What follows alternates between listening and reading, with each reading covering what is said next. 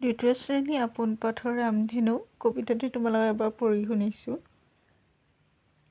দুচকুৰা সৰু মেঘ জোহৰ দিনত গৈছিল আকাশেদি উৰি, সোণ নাখাই দুয়ো দেশী কান্দিলে উচুপি যাওঁতে কৰি লৰালৰি।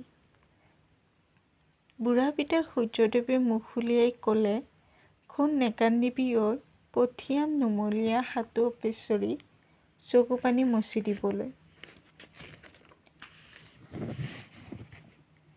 বেঙুনীয়া ঘন নীলা নীলা সেউজীয়া সাজ এজনীয়ে পিন্ধে হালধীয়া, সুমথিৰা ৰঙা আদি সাজেৰে ৰচিলে এটি শাৰী অতি বিনন্দীয়া।